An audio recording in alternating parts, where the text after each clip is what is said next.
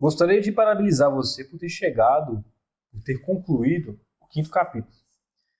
Nesse capítulo, você entendeu que é fundamental que você reconheça que o seu paciente ideal ele passa por uma jornada até no momento do primeiro contato que ele tem com a sua imagem, ou seja, pode ser por imagem, um anúncio, pode ser por uma rede de pesquisa, pode ser até por uma indicação que outra pessoa comentou de ti, nesse primeiro contato, até no momento que ele faz o pagamento da consulta e sai do seu consultório. Então, tem vários pontos de contato nessa jornada que o seu paciente ideal tem durante esse percurso, tá?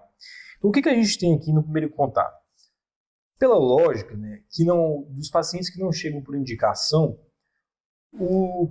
os primeiros contatos que o seu paciente tem, possivelmente, é ou pelo Google, pela rede de pesquisa, a depender também da região, da quantidade de pesquisas que o seu paciente, que você está localizado, ou, porventura, pode ser por anúncios no Instagram, pode ser por pesquisa no Instagram mesmo, já ouviu falar de algum lugar e pesquisou pelo Instagram, ou viu um anúncio, algum conteúdo que o seu paciente ideal teve contato, ou no perfil do Google, ou no seu site, que é fundamental ter um site que represente muito seus valores, a forma como você comunica, a comunicação escrita, como havia comentado até nos capítulos anteriores, deve elencar de uma forma que comunique valor, que aumente a percepção de valor do seu serviço para o seu paciente ideal.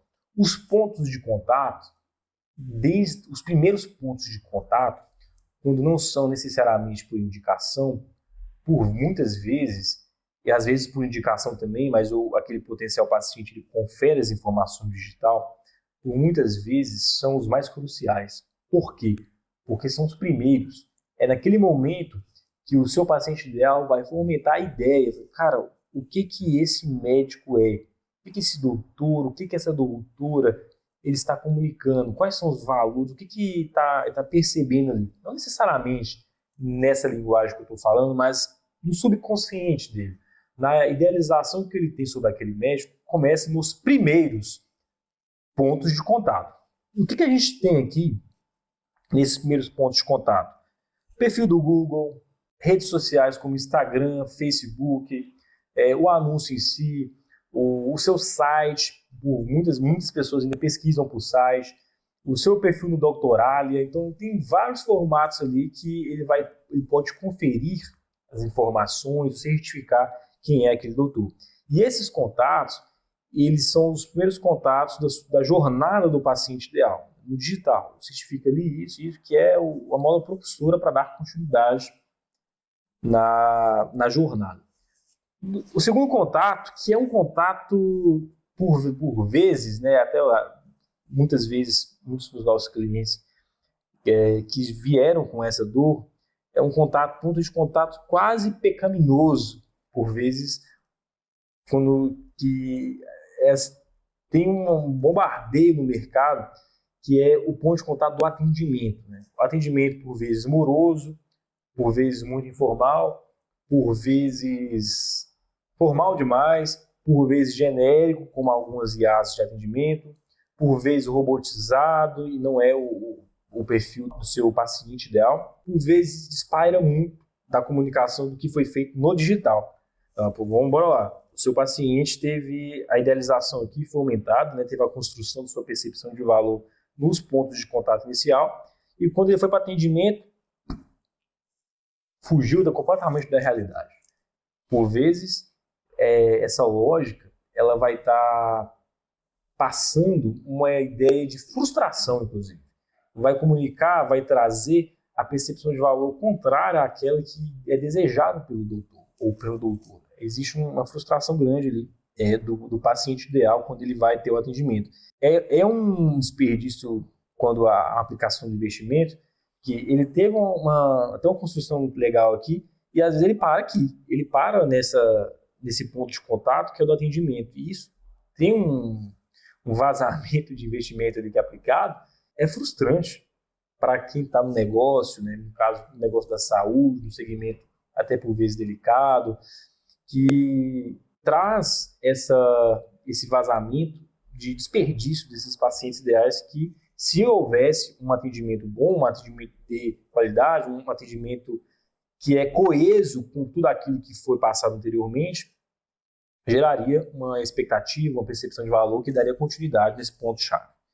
O próximo ponto de contato, quando o cliente ele tem uma estrutura física, né, porque alguns têm uma estrutura digital, online, fazem atendimentos online, é a estrutura física. Né? Qual é a sua experiência? O paciente chegou na clínica.